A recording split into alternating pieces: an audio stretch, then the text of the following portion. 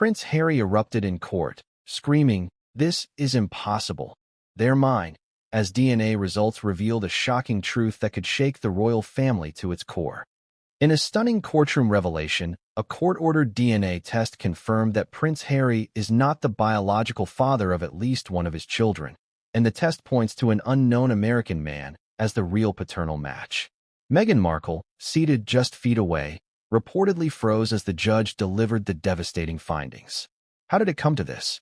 Why was a paternity test ordered in the first place? And what does this mean for the future of the Sussex family and the monarchy itself?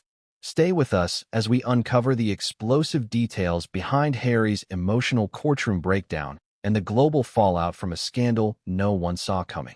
Before we continue, please hit the like button, subscribe to the channel, and turn on the notification bell for updates. The gavel hadn't yet struck, but the tension inside courtroom 7A was suffocating. Everyone present knew something seismic was about to unfold. The atmosphere was electric, not with anticipation, but dread. Dozens of journalists, legal observers, and royal correspondents had their pins frozen mid-air, their collective breath suspended in suspense. In the front row, seated behind a mahogany barrier, Prince Harry's fists were clenched so tightly the blood had drained from his knuckles. Meghan Markle sat beside him, hands folded over her lap, her face unreadable, almost statuesque, but not at peace. She knew what was coming, or at least, she feared she did. It wasn't just any ordinary hearing. It wasn't about money or media coverage, nor was it about reputational slander or PR spin. It was about something far more primal, more human, more devastating than any royal feud or political scandal. It was about paternity. It was about legacy. It was about the very identity of the two children the world had once celebrated as the new dawn of modern royalty, Archie and Lilibet. The judge, a stern woman with silver hair and no tolerance for spectacle, looked over the court with weary but alert eyes. "We have reviewed the results of the court-ordered DNA test," she began. Her voice was steady, but even she couldn't ignore the weight of the moment. "And I will now present the findings for the official record." Harry's head twitched, his eyes narrowing. His breathing turned shallow. Meghan didn't move. The judge continued, her tone unwavering. "It is the conclusion of the accredited laboratory, verified independently, that His Royal Highness Prince Harry, Duke of Sussex, is not the biological father of the child in question." The silence that followed was otherworldly. It wasn't just still, it was suffocating. No camera flashed. No pen scratched.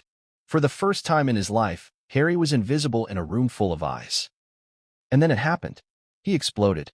"This is impossible. They're mine," Harry screamed, his voice breaking in a register of pain rarely heard from any man, let alone a prince.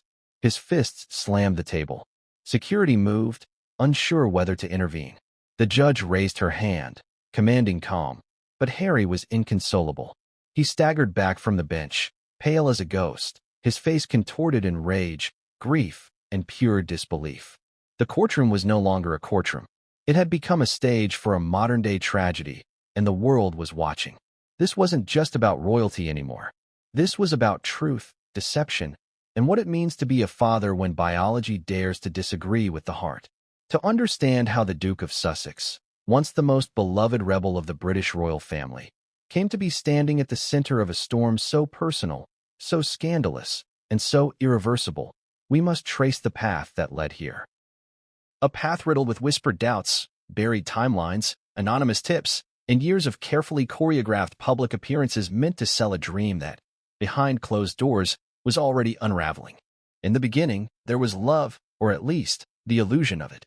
When Harry and Meghan walked hand in hand down the aisle of St. George's Chapel in 2018, the world watched with hope. This was the fairy tale reboot the royal family needed, an American actress marrying a prince, a biracial duchess shaking centuries-old traditions, a love story for a new generation. And then came the babies, Archie Harrison Mountbatten Windsor in 2019, and Lilibet Diana in 2021. The Sussex brand was complete, progressive, multicultural, modern, untouchable. But behind palace walls, behind the Netflix deals and explosive Oprah interviews, not all was as it seemed.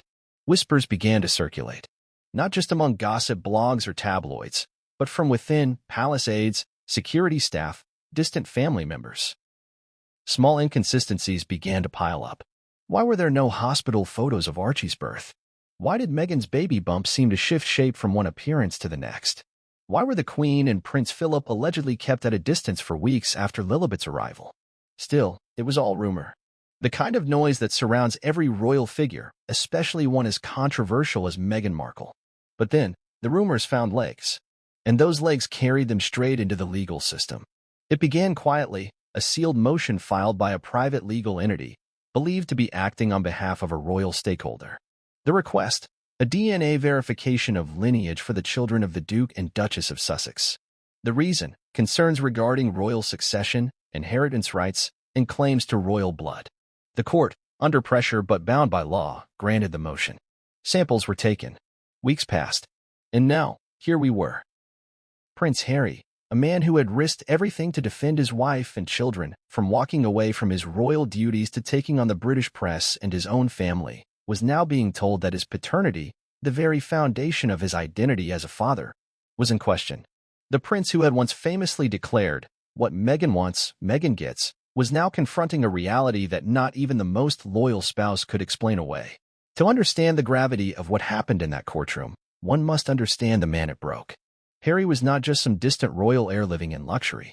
He was a man who lost his mother to the relentless hunger of the press, who spent a lifetime searching for connection, authenticity, and love outside the cold mechanics of monarchy. Meghan, in many ways, had appeared to be his salvation, the one person who saw him not as a title, but as a man. So when he screamed, "They're mine," it wasn't a denial of biology. It was a plea from the heart of a man whose world had just imploded. And Meghan? Her silence spoke volumes. She did not deny. She did not explain. She did not cry. She simply sat there, eyes forward, lips pressed together, her hands still folded neatly over her lap. The media outside the courthouse erupted before the court even adjourned. News vans beamed live coverage across every continent. Hashtags exploded. Hashtag not Harry's children. Hashtag royal DNA. Hashtag Markle.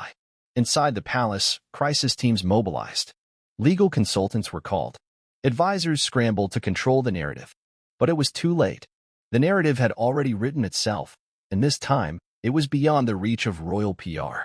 And so begins the saga, a story not just of scandal, but of identity, legacy, and betrayal. Over the next chapters, we will peel back the layers of deception, track the legal fallout, identify the mysterious, unknown American allegedly listed as a paternal match, and explore what this means not just for Harry and Meghan, but for the entire House of Windsor. This is not just another royal crisis.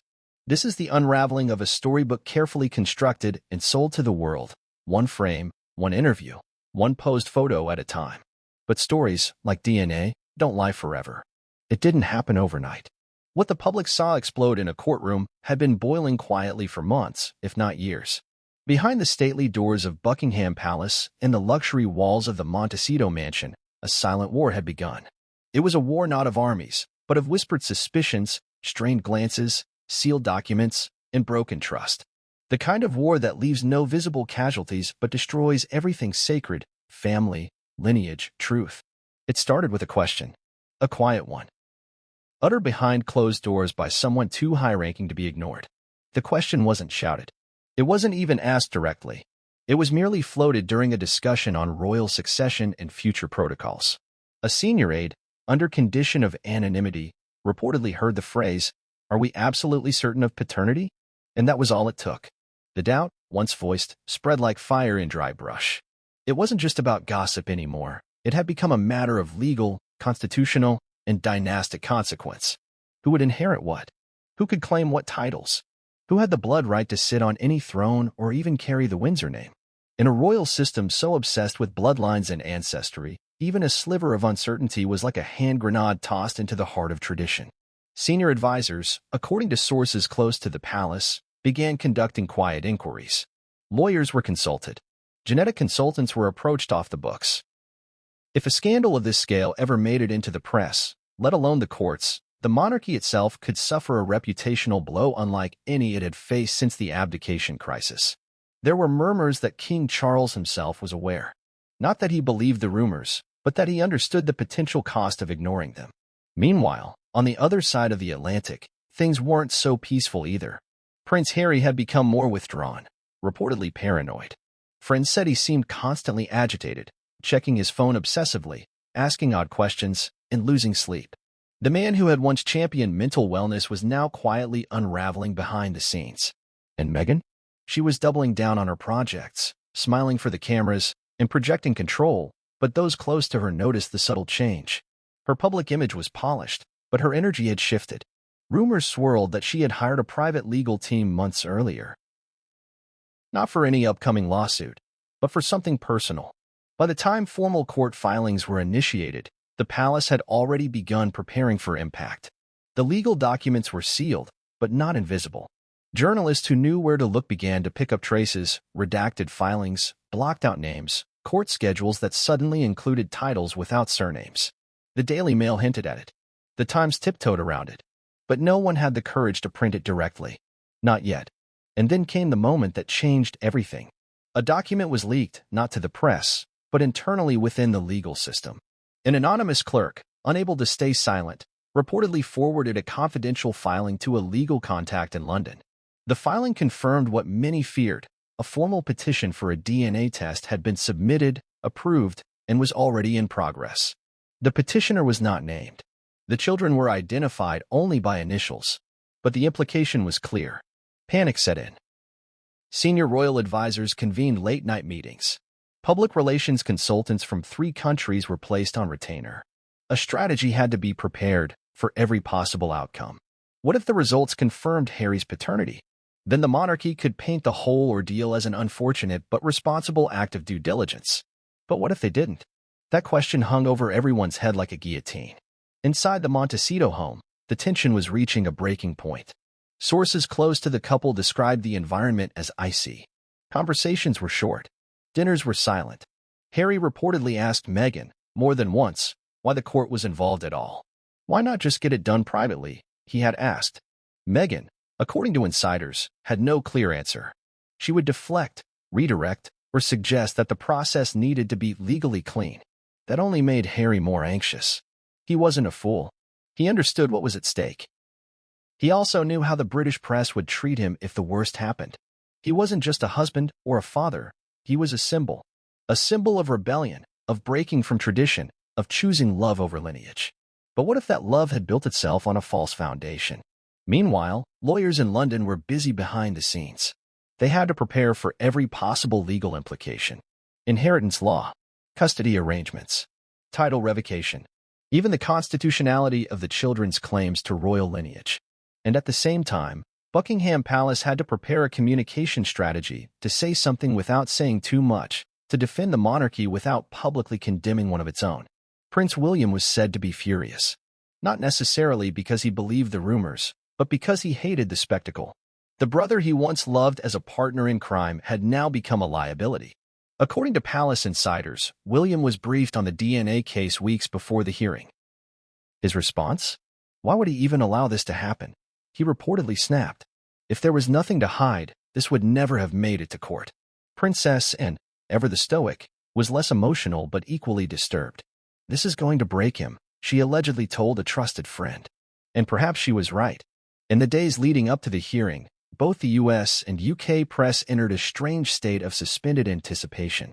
No one was reporting anything explicitly, but everyone was preparing. Camera crews camped outside Los Angeles court buildings. Helicopters hovered over Montecito, hoping to catch a glimpse of Harry arriving in secret. Paparazzi doubled their efforts. Online forums exploded with speculation. Who was the real father? Was it someone from Meghan's past? Was it someone famous? Would Meghan even show up? When the hearing date was officially confirmed, everything accelerated. Meghan and Harry, in a move that surprised even their closest friends, agreed to attend in person. Aides speculated that Meghan hoped her presence would project transparency. Harry, on the other hand, had reportedly grown too restless to stay away. On the morning of the hearing, Meghan left the house in silence. No eye contact with staff. No comments. Harry reportedly didn't speak during the car ride. When they arrived, the air outside the courthouse was thick with tension. Protesters stood outside, some in support, others holding signs that read, "Blood Matters," and "Protect the Line." Inside, reporters sat poised like lions waiting for prey. Lawyers shuffled papers with trembling hands. Court officers exchanged glances that said everything. This wasn't just another case. This was a reckoning, a royal reckoning. And in the center of it all stood a man who had given up everything for the woman beside him, now unsure if he had ever really known her. And a woman who had built a legacy on image, now facing a truth she could neither deny nor spin. The DNA results were sealed in a simple envelope. No special insignia, no golden crest, just an ordinary envelope holding an extraordinary truth. Everyone knew that once it was opened, nothing would ever be the same. Every scandal has a beginning, not the one the world sees, but the private moment when silence breaks and suspicion takes form. The court-ordered DNA test that would later shatter the royal image didn't start in a courtroom or inside a palace meeting room. It began with a whisper, a doubt, and a chain of confidential inquiries that eventually turned into legal action. What triggered such a deeply invasive, politically charged decision? What prompted powerful people to pursue a truth so dangerous that it risked uprooting centuries of royal legacy? This was no tabloid witch hunt. This was a slow, deliberate quest for certainty in a world that runs on bloodlines. At the heart of it all was a question that couldn't be ignored any longer. Was Prince Harry truly the biological father of the children he had raised under a global spotlight? In the wake of their controversial departure from royal duties in 2020, Harry and Meghan had doubled down on their independence. They signed major media deals, gave searing interviews, and branded themselves as modern reformers, rejecting the suffocating traditions of palace life. But with that independence came scrutiny, and not just from the media. Powerful voices inside the establishment were quietly watching from a distance, and some of them were unsettled. As early as 2021, following the birth of Lilibet Diana, internal conversations reportedly began surfacing amongst senior members of the royal household regarding inconsistencies surrounding the pregnancies. While the public narrative focused on racism, press bullying, and personal autonomy, behind closed doors, aides began pointing out factual anomalies. Why were the birth certificates delayed? Why were no official photos released immediately after either birth, unlike standard royal protocol? Why were royal doctors, traditionally present at royal births, reportedly uninvolved in both cases? At first, these questions were dismissed as paranoia. But over time, a pattern emerged that was too consistent to ignore. And then came the anonymous letter. Delivered to the private office of a senior royal advisor, the envelope contained no name, no return address, just a typed message and an attached timeline. The message was brief. You need to verify the children's origin. Follow the dates. Something doesn't add up. The attached timeline meticulously listed Meghan's travel, public appearances, and reported medical updates from the media, matched against known gestational benchmarks. It wasn't definitive proof, but it was enough to warrant a deeper look. The letter disappeared from public record, but not from internal conversation. It landed on the desk of the royal legal advisor, who consulted a barrister specializing in constitutional matters. The ramifications were enormous. If there were even a possibility that the children were not biologically related to the Duke of Sussex, the line of succession could be contaminated. Titles, inheritances, and legal recognition of the children's status within the monarchy could be invalidated. If the children weren't of royal blood, then technically they could not be styled as prince and princess, nor could they be listed in the order of succession. This wasn't about moral outrage. It was about legal definition. The initial approach was to confirm quietly. DNA testing could be done privately. There were trusted labs, confidential channels, and no reason to alert the public. If the results confirmed paternity, then everything could be buried, no harm done. But that's where the plan unraveled, because the request to Meghan and Harry was denied. Multiple sources say Meghan resisted the idea of any testing from the beginning. She reportedly insisted that her children's legitimacy was being questioned due to racism and jealousy. Harry, torn between loyalty to his wife and pressure from his own bloodline, was said to be hesitant but still willing to find a discreet solution. But Meghan was firm. She allegedly told royal intermediaries, "We're done with them. They don't control us anymore." With no cooperation from the couple, the palace had only one option left, a legal one. And to maintain objectivity and avoid direct royal involvement, the application was routed through an independent family law solicitor acting on behalf of concerned parties regarding succession clarity. The application cited precedent, succession law, and inheritance obligations tied to the royal estate. Under British law, a child's paternity can be questioned in court when there is reasonable cause to believe that false parentage may interfere with a legal right or duty. The court accepted the argument. A hearing was scheduled, privately at first, with all documents sealed. But even before the process officially began, rumors swirled. Legal insiders leaked hints to journalists. There were sightings of court officers meeting with royal protection agents. The legal team assigned to the case had ties to constitutional experts who had once worked on issues surrounding Prince Andrew. Reporters who had covered palace affairs for decades said it was the tightest clampdown on information they had ever seen. The question remained, why now? One theory points to inheritance timing. With King Charles ascending the throne and restructuring the royal estate, inheritance decisions needed clarity. Trust funds, titles, and land allocations for future generations required verified lineage. Another theory is tied to pressure from Parliament. With growing calls for royal transparency, especially around taxpayer funds and title allocations, lawmakers quietly pressured the crown to ensure that any future heirs were biologically eligible. But the most explosive theory involves Prince William. According to sources familiar with royal dynamics, William had long harbored doubts. While he never voiced them publicly, he allegedly raised the issue during a private meeting with his father after Lilibet's birth. The concern wasn't just about bloodlines. It was about Harry's mental health. William reportedly feared that his brother was being manipulated or kept in the dark about deeper truths. Whether or not William initiated the legal process remains a mystery, but insiders claim his influence was critical in pushing it forward. Meanwhile, in Montecito, Meghan began preparing for legal defense. She reportedly hired a crisis attorney specializing in high-profile family cases. Harry, according to multiple friends, was visibly shaken. One source recounted a dinner where Harry left abruptly after someone jokingly brought up DNA dramas from a Netflix documentary they were watching. He hadn't been himself for weeks. When the formal court date was issued, it included a mandatory request for DNA testing from all parties, the children, Harry, and Meghan. The judge ordered that the test be conducted by a neutral third-party lab, with oversight from both legal teams. The children's samples were collected under legal supervision. Harry reportedly submitted his willingly. Meghan, however, protested the children's involvement and initially sought an injunction. The court rejected it. The testing process took longer than expected. There were delays due to Meghan's legal appeals, disputes over lab access, and questions about the chain of custody. But eventually, the tests were completed, verified, and submitted under seal. At no point did the public know what was happening. But those inside the system, court officials, legal aides, royal advisors, they knew something was coming. They just didn't know how big it would be. And behind all the legal maneuvers was a simple, painful truth. No one in this situation wanted it to be real. Not the palace, not the public, and certainly not Harry. For all their disagreements and dysfunction, the royal family still clung to its traditions, and nothing is more sacred than bloodline. To question that, to test it, was to pierce the very heart of the institution. But the test had been ordered. The results were in transit. And once revealed, they would trigger a chain reaction unlike anything the monarchy had seen in a generation. The storm hadn't hit yet, but its winds were already bending the walls of Buckingham Palace and the fragile sanctuary of Montecito alike.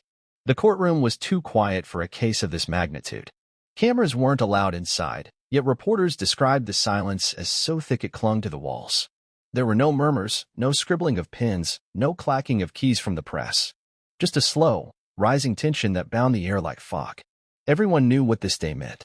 This wasn't just a high-profile paternity case. This was the day a Prince of England would hear the scientific truth about his bloodline, a truth that could rewrite royal history and shatter the fragile illusion of a family already divided by oceans, politics, and pain. Prince Harry sat stiffly at the defendant's table. He wasn't flanked by lawyers. His legal team sat behind him in the second row, a silent formation of gray suits and unreadable faces. He had insisted on hearing the results directly from the bench. Meghan sat to his left, hands in her lap, her black outfit razor-sharp, calculated. She didn't speak. Her eyes never wandered. No smile, no reaction, just waiting. The judge entered swiftly, her robe trailing slightly behind her, her expression like steel. Her voice was calm but decisive. She didn't waste time with formalities. She took her seat and picked up a sealed manila envelope. This court, she began, has received the final, verified results from the independent laboratory tasked with administering the paternity evaluation, pursuant to the motion filed and approved under sealed jurisdiction. The moment those words left her lips, a cold wave spread through the courtroom. Meghan's posture changed almost imperceptibly, but it was there. Her shoulders tightened. Her lips pressed firmer together. Harry leaned forward slightly, as if bracing for impact. The judge sliced the envelope open. She didn't look up. She read in silence for a few moments, her brows twitching ever so slightly. She cleared her throat. It is the conclusion of the laboratory, based on DNA analysis of the submitted samples, that the tested subject, Prince Henry Charles Albert David, known commonly as Prince Harry, is not the biological father of the child identified in this case as Subject A. There was no explosion of sound. No dramatic gasp. Just silence. The kind of silence that doesn't stay long, the kind that feels like it's sucking all the air out of the room before something inevitable happens. And then it did. Harry rose to his feet as if his body no longer belonged to him. "This is impossible," he said. His voice wasn't loud, but it cracked like thunder across the court. He looked around in disbelief, searching for someone, anyone, to tell him it wasn't true. "They're mine," he said again, this time louder. He wasn't speaking to the judge, or his lawyers, or even to Meghan. He was speaking to himself, to the ghost of every bedtime story, every lullaby, every bottle fed, and every photograph he'd taken with children he now had to question. The judge raised her hand, asking for calm. But Harry couldn't calm down. He backed away from the bench, his hands on his head, pacing. "No, no, no," he muttered. "There's a mistake. There's a mistake." Meghan remained seated, still unmoved. If anything flickered across her face, fear, guilt, regret, it was buried so deep it never surfaced. "Mr. Windsor," the judge said firmly, using his legal name in court, "I understand this is distressing, but we must maintain order." Harry stopped pacing and turned to her. "You're telling me that the boy I've raised, that I've defended, that I left my family for, isn't mine?" The courtroom held its breath. "Yes," the judge replied, softening her tone. "That is what the test concludes." For a moment, it looked as if Harry might collapse. One of his lawyers stood up, ready to steady him, but Harry held out his hand, refusing help. He sat down slowly, burying his face in his hands. His body trembled. For a man who had served 2 tours in Afghanistan, who had faced the glare of the world's harshest media, this was the moment that broke him. The judge, perhaps sensing the emotional weight in the room, delayed her reading of further findings. She instead addressed the court in broader terms. "This matter has far-reaching implications, and I want to remind all present that the privacy of the minors involved remains of utmost importance. No name shall be made public by this court. The conclusions drawn here are for the purposes of legal clarification and shall not constitute an opinion on any party's parenting, affection, or devotion." Her words were meant to soothe, but they rang hollow. The truth, once spoken, cannot be unspoken. After a brief recess was called to allow Harry to regain composure, the courtroom reassembled for the reading of the second test, the results for the second child. Meghan's lawyers had filed an objection to the inclusion of this child in the initial motion, but the judge had overruled it, stating that the legitimacy of both children in regard to succession and legal entitlement had to be equally examined. Once again, the envelope was opened. The judge cleared her throat.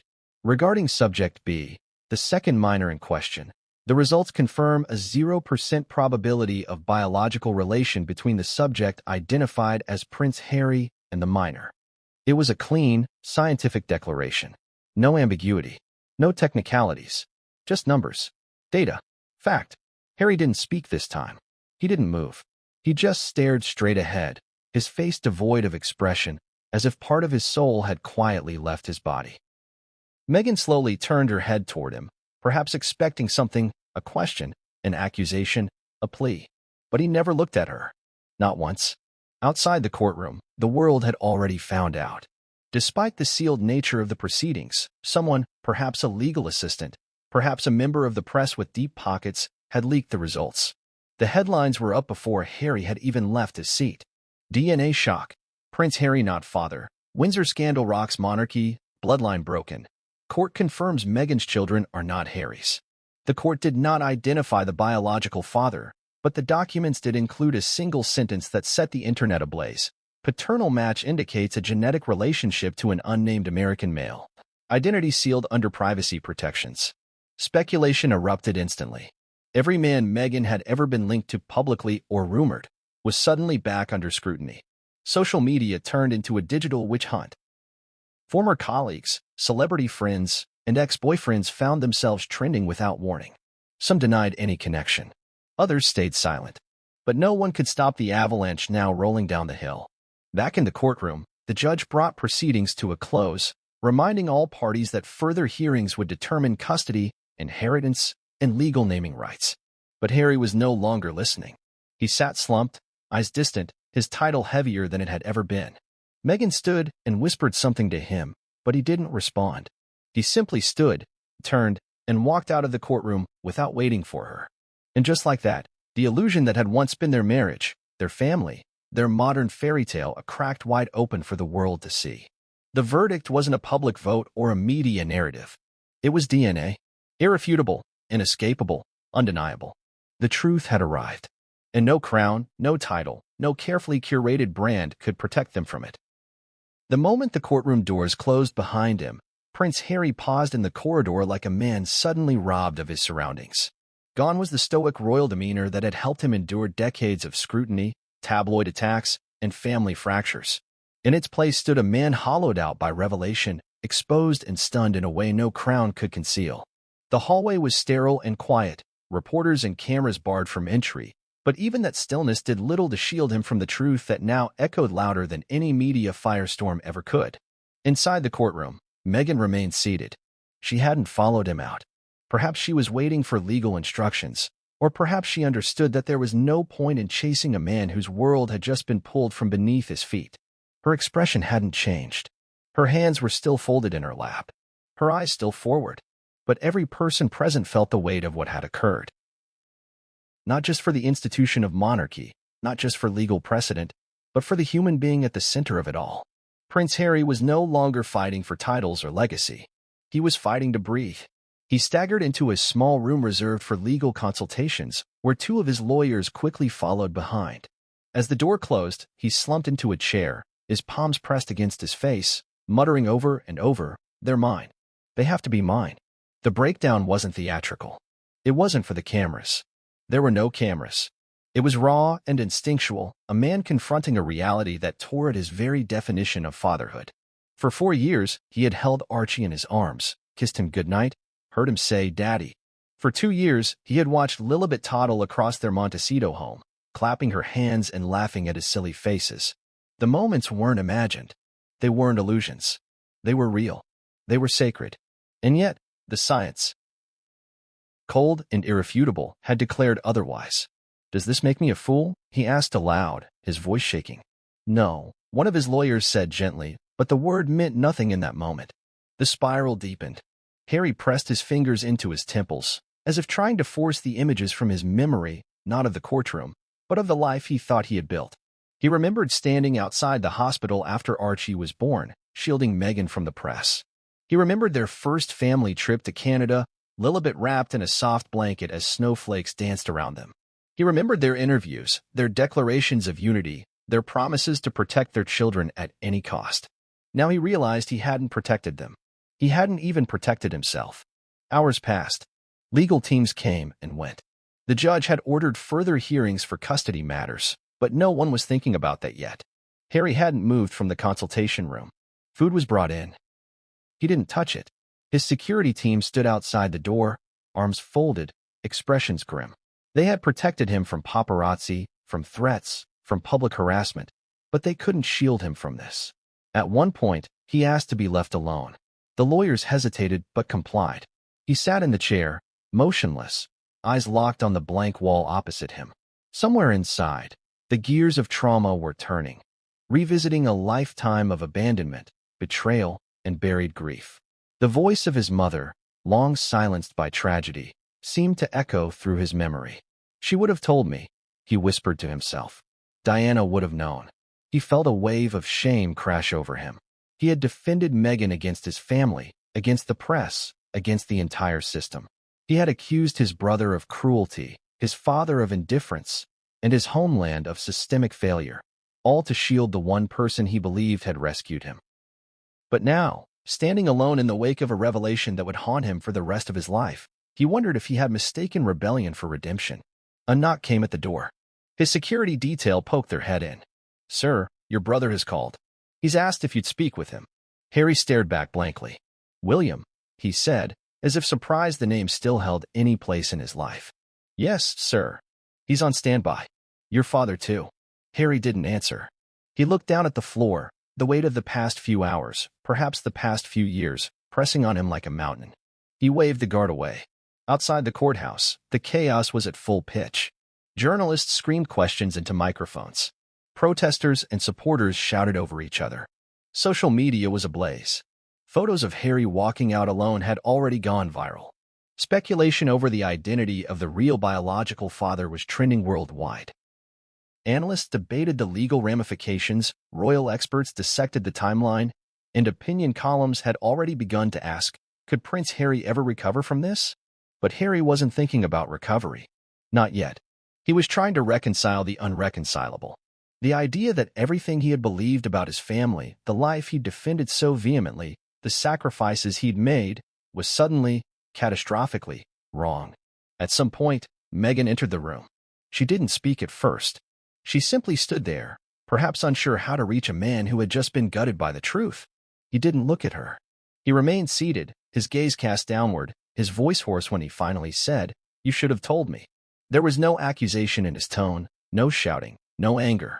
Just a quiet devastation. Meghan didn't respond. Maybe she had nothing left to say. Maybe she had never planned for this outcome.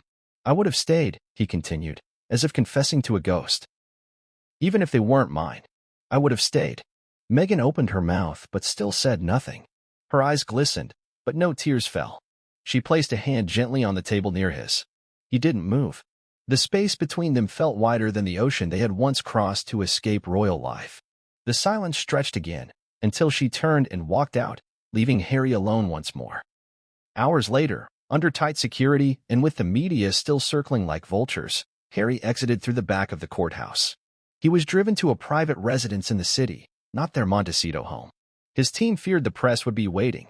Meghan returned separately. They didn't speak the rest of the night.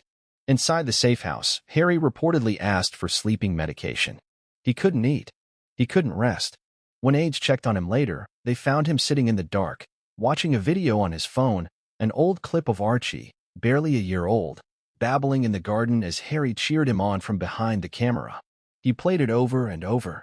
"I was there," he whispered. "I was there."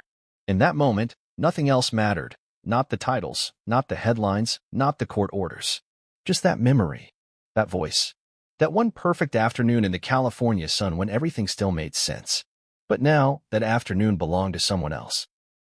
The question burst out of the courtroom and ricocheted through newsrooms, social media, and living rooms across the globe. Who was the man? The DNA test had confirmed the unthinkable, that Prince Harry was not the biological father of either Archie or Lilibet. But that revelation was only half the storm. The other half was cloaked in shadow, wrapped in secrecy, and sealed under court protection, the name of the real father. The court documents didn't offer a name, only a designation, unnamed American male, match confirmed. With that one phrase, the rumor mill ignited. Speculation mounted by the second. If Prince Harry was not the father, then who was? Was this an old flame? A brief affair? A donor? A deception? Had Meghan planned everything? Or had the truth simply caught up with a complicated past? The court, for its part, issued a statement explaining the identity of the biological father was being protected for privacy and legal reasons. But the public was not satisfied. The idea that two royal children, once styled as symbols of modern monarchy, were born not of Windsor blood, but of an anonymous man across the Atlantic, was a narrative too explosive to keep under wraps. Within hours of the DNA verdict being leaked, amateur detectives, gossip columnists, and even credentialed journalists began assembling lists of potential names. They started with the obvious, Meghan's known past. Before meeting Prince Harry, Meghan Markle had been married once to film producer Trevor Engelson. Though the marriage ended amicably, and Meghan had rarely spoken publicly about him, the timeline of their relationship became the first target of scrutiny. Online forums exploded with speculation. Could there have been a rekindling? A brief liaison after the divorce? Engelson's representatives immediately issued a firm denial. Mr. Engelson has no involvement whatsoever in this matter and has not had contact with Ms. Markle in over a decade, the statement read. The hunt continued. Next came Corey Vitiello, the Toronto-based chef Meghan dated before meeting Harry. Vitiello, known for his reserved nature, refused to comment when pressed by media. Paparazzi swarmed his restaurant. Photos of him smiling with Meghan from their dating days resurfaced and circulated with captions like, "Was this the real connection?" But sources close to him insisted the relationship ended long before Meghan ever met Harry, and no evidence emerged to suggest otherwise. Then the attention turned toward unnamed acquaintances, the so-called Hollywood circle Meghan allegedly mingled with while building her acting career.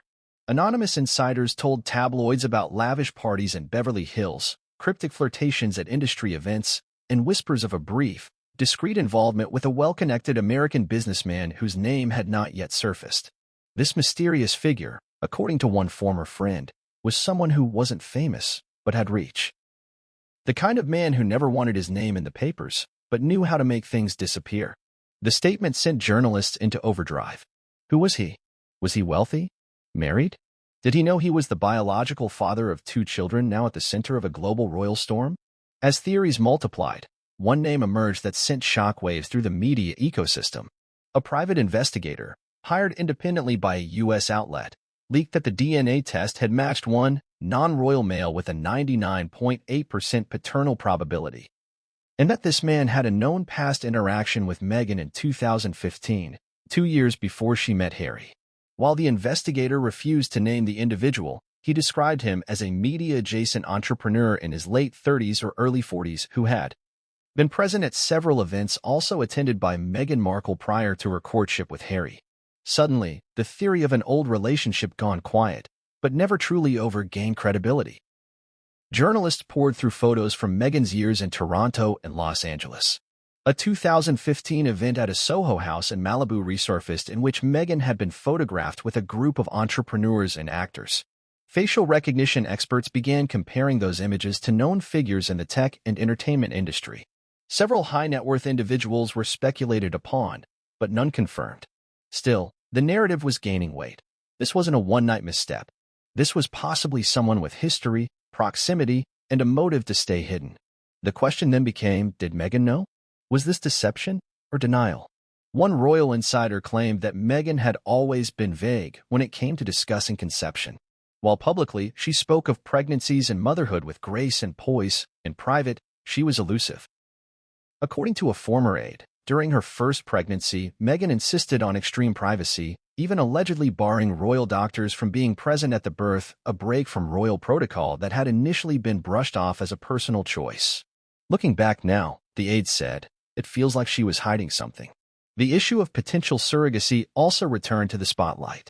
Rumors that had once been dismissed as conspiracy theories were now being revisited under a new lens. Some speculated that Meghan had used an egg donor or surrogate and that Harry had not been informed. Others suggested that a donor insemination occurred, again, without Harry's full knowledge, as part of an effort to preserve the appearance of a natural royal pregnancy. Regardless of the method, the court-confirmed DNA results now indicated that the man listed on the certificate, Prince Harry, was not biologically linked. And if Meghan had knowingly misrepresented the truth, that misrepresentation could carry serious legal and ethical consequences, not just for her, but for the royal institution itself. Back in the palace, crisis talks continued. King Charles reportedly summoned legal advisors and constitutional experts for an emergency session. Questions about the children's titles were now pressing. Could they continue to be styled as prince and princess without a genetic tie to royalty? Could their names remain on the royal family website? Could they inherit anything from the crown estate or from Harry himself? The answers were unclear, but one thing was certain: the identity of the biological father, whoever he was, had altered the entire line of royal succession in practice, if not in law. William, according to those close to him, was furious, not only at the scandal itself but at the secrecy. Why was this allowed to go unchecked for so long? He reportedly asked his aides. How could no one have known? Meanwhile, Harry, still in seclusion, had begun asking those same questions himself. He had reportedly requested access to the full lab report, not trusting anyone's summary of the facts. He wanted to see the data, the names, the procedures, everything. He needed to understand if this was a betrayal, a mistake, or something far more deliberate. According to his team, when he received the report, he locked himself in a room for hours. And when he emerged, he was pale, shaken, and silent. He did not reveal what name, if any, was included under redacted lines. He simply said, "I need time." The silence from Meghan's camp continued. There was no press release, no public statement, no denial. And in that silence, suspicion grew. Was she protecting the biological father's identity out of loyalty? Was there a legal agreement in place? A financial arrangement? Or was the truth too damaging to release? For a family built on bloodlines, the absence of that one name had become its most dangerous omission. And so, the world waited, eyes locked on two children who had no say in the scandal swirling around them, children who, until days ago, were believed to be part of a centuries-old lineage. Now, they were at the center of one of the most closely guarded mysteries in modern royal history. And the man whose DNA connected it all? Still hidden, still unnamed. But the walls were closing in. From the moment the judge read aloud the DNA findings, all eyes in the courtroom, and later, across the world, shifted from Prince Harry to the woman seated quietly beside him. Meghan Markle did not cry. She did not gasp. She did not show the kind of visible distress or denial many had anticipated. While her husband unraveled emotionally, demanding answers no one could give, Meghan remained still, her expression unreadable, her hands motionless in her lap. And in that chilling stillness, the world began asking, what did she know? And when did she know it? What made her silence so powerful wasn't just its mystery, it was its contrast. A woman once celebrated for her charisma, her articulate interviews, her advocacy for transparency and truth, now sat at the center of a global scandal and offered nothing. Not a statement, not a denial, not even an acknowledgement. That absence of a response did not go unnoticed. The public, the press, the palace, all felt it like a void. In the days following the courtroom bombshell, Meghan vanished from public view. She was not photographed outside her Montecito estate. No social media posts, no press surrogates stepping forward. Her legal team, when approached, responded only with a brief message: "Our client reserves the right to comment at an appropriate time." Her priority remains the well-being of her family. It was the kind of boilerplate statement that said nothing while suggesting everything. What, then, was Meghan thinking in those hours, and how calculated was her composure? Some observers were quick to interpret her courtroom silence as a show of strength and indication that she would not break under pressure or emotion. Others, particularly within royal and legal circles, saw it differently, a rehearsed and deliberate effort to control the narrative by refusing to feed it. To Meghan's critics, her silence wasn't stoic, it was strategic. They saw in her expression not shock or shame, but control, as if this outcome, as disastrous as it appeared, had been prepared for in advance. Inside the palace, opinion was divided. Queen Camilla, ever a silent tactician, reportedly called Meghan's courtroom demeanor disturbing. Prince William, speaking to a senior aide, is said to have remarked bluntly, "She didn't even flinch. That tells me everything I need to know." And King Charles? He too was reportedly unsettled by her lack of emotional engagement. In a private discussion with close advisors, he is alleged to have said, "It's like she knew this would happen, and she was just waiting for the fire to burn." But what if that's precisely what it was? Meghan has always been a master of media control. From her curated blog days to her handling of the Oprah interview, she has demonstrated an ability to frame herself as both victim and victor, often in the same breath. Her command of tone, image, and timing has won her admirers and critics alike. But in this crisis, her silence may have signaled more than control. It may have been legal armor. According to experts in crisis management, silence following a court ruling, especially one involving such personal and legal consequences, is often used to buy time. Not just emotionally, but strategically. Time to assess next moves. Time to coordinate lawyers. Time to prepare the public, or at the very least, to control how the public processes the fallout. If Meghan had burst into tears, denied everything, or lashed out, she risked contradicting future statements. If she had rushed to defend herself, the public would have seen desperation. By saying nothing, she left the door open for interpretation, but more importantly, she avoided giving her opponents ammunition. Still, questions lingered. Had Meghan known all along that Prince Harry was not the biological father? And if she had, why had she allowed the illusion to persist? Some insiders suggested that Meghan had long known the truth, but had chosen to keep it hidden for the sake of optics, reputation, and the carefully constructed brand of the Sussex family. The idea that she would risk exposure at this scale, however, puzzled even her harshest critics.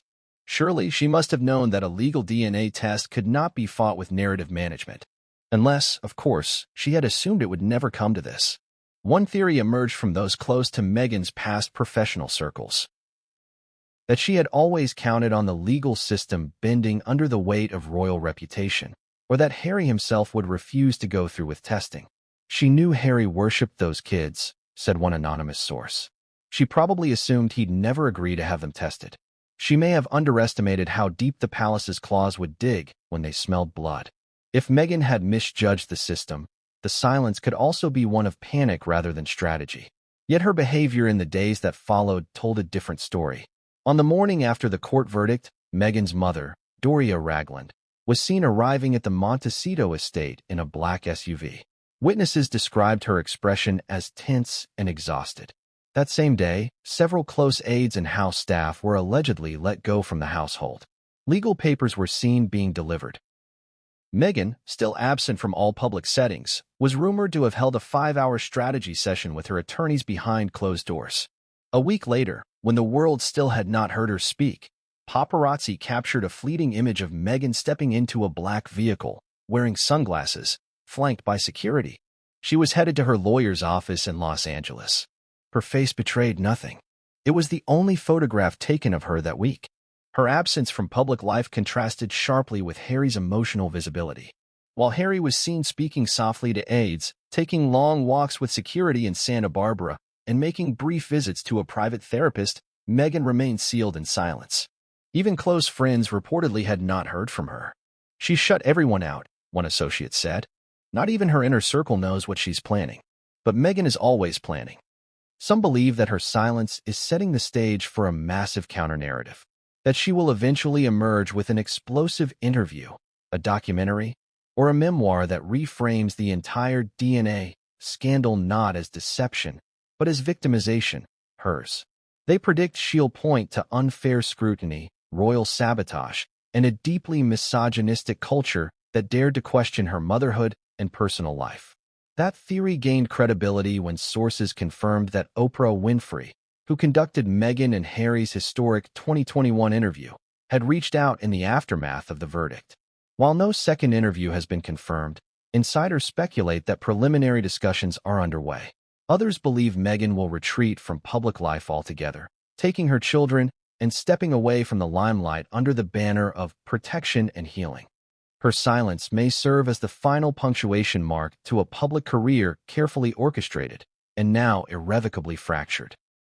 But what remains most unsettling to those who knew her, even casually, is the emotional vacuum she seemed to inhabit in the face of devastation. This was not the reaction of a woman blindsided by fate, nor was it the defiant fury of someone wrongly accused. It was something colder, deeper, a silence born not of pain, but of distance. One psychological expert described her courtroom demeanor as detached suppression. Another said it was a coping mechanism forged by control at all costs.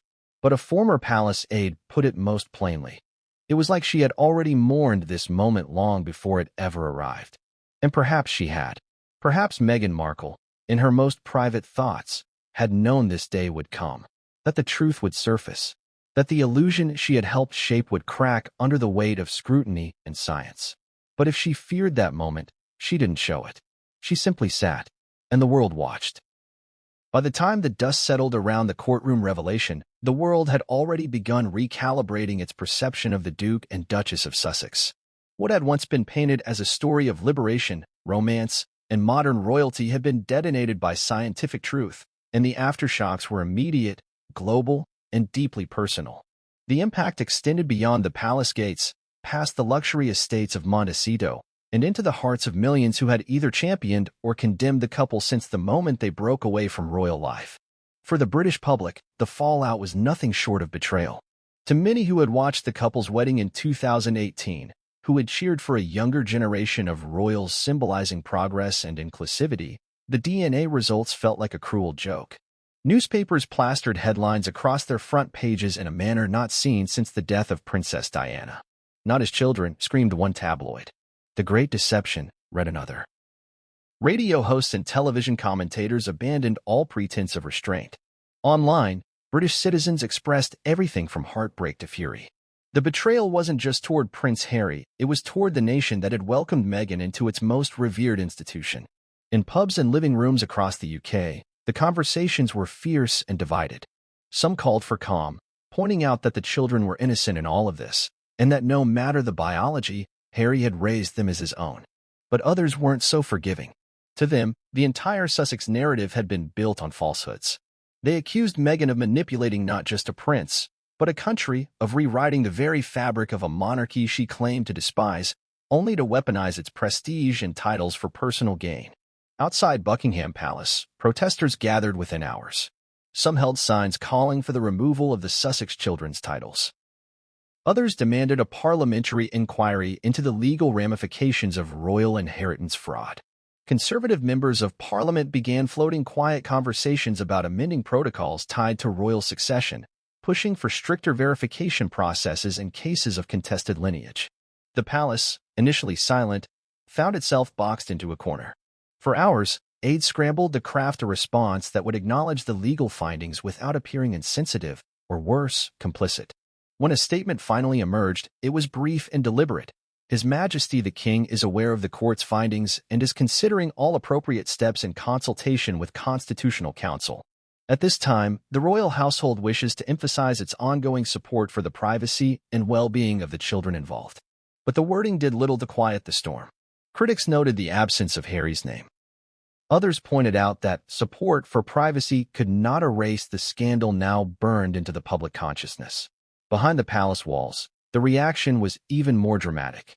King Charles, according to multiple sources, was devastated, not merely by the betrayal of his son, but by the larger implication that the line of succession had been disrupted by an unprecedented deception.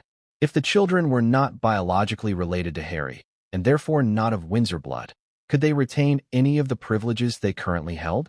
The question wasn't simply emotional. It was legal, constitutional, and cultural. Charles reportedly held 2 emergency meetings with his top advisors. The first focused on the immediate legal implications. Could the children's royal titles be revoked without further damage to the monarchy? Could public trust be salvaged without throwing Meghan completely under the bus? The second meeting was more personal. What would he say to Harry? How could he support a son who had been so deeply humiliated, and yet who had, in some way, allowed it to happen? At the center of this storm, Prince William's response was perhaps the most bitter.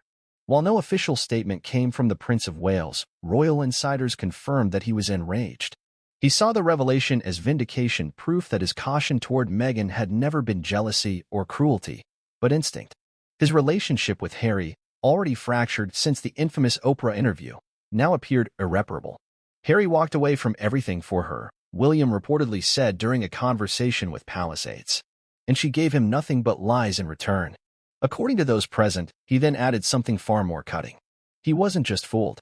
He was used. Princess Kate was said to be more subdued in her reaction. Close friends described her as visibly shaken. She reportedly worried not only about the children, but about the impact this would have on Harry's mental health, a topic she had long championed alongside him during their years of unity. Further down the family tree, Princess Anne's reaction was blunt. "It's done," she allegedly said. "Now we deal with the mess." The public wasn't the only audience watching.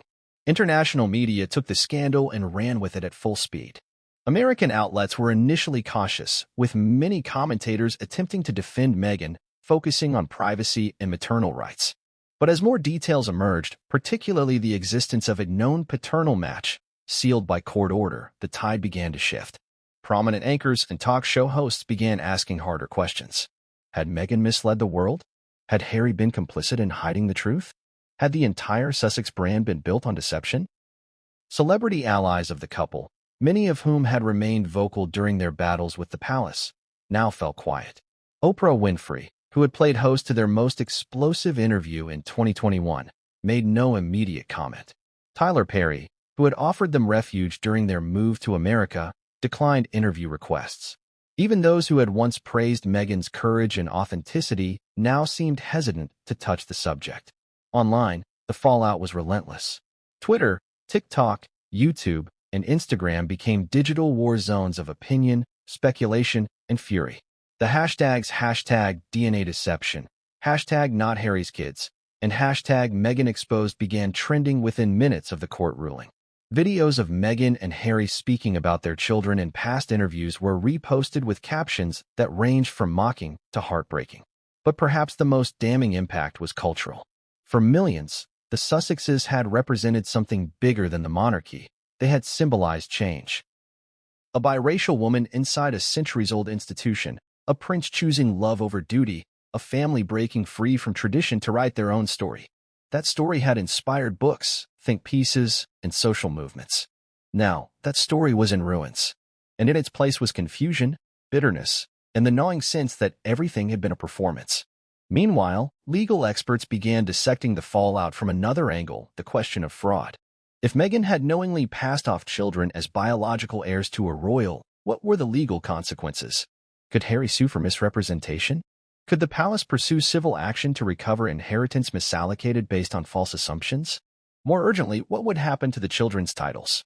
Currently, both Archie and Lilibet were styled as prince and princess, titles automatically conferred under the rules established by King George V. But those rules presupposed biological lineage. Now, with that lineage disproved, lawmakers began quietly discussing whether such styling could or should continue. Constitutional historians warned that stripping titles would set a dangerous precedent. But political pressure was mounting. The public, already burdened by cost of living concerns and a mistrust in political leadership, was in no mood for royalty scandals, let alone ones tied to lies about paternity, money, and identity. In Parliament, one MP from the opposition party made a bold call on record. The monarchy survives only by trust and tradition. If either is compromised, it must be corrected, regardless of personal tragedy. Back in Montecito, the gates of the Sussex estate remained closed. Security was doubled. Legal teams worked around the clock. And inside, a family that had once stood before the world as a beacon of modern royalty now sat in silence, each member facing the consequence of a truth no one wanted to believe. The royal family, fractured and reeling, braced for more hearings, more statements, more legal entanglements. But one thing was certain, the world they had known before the DNA results would never return. It had been burned to the ground by a revelation that spared no one.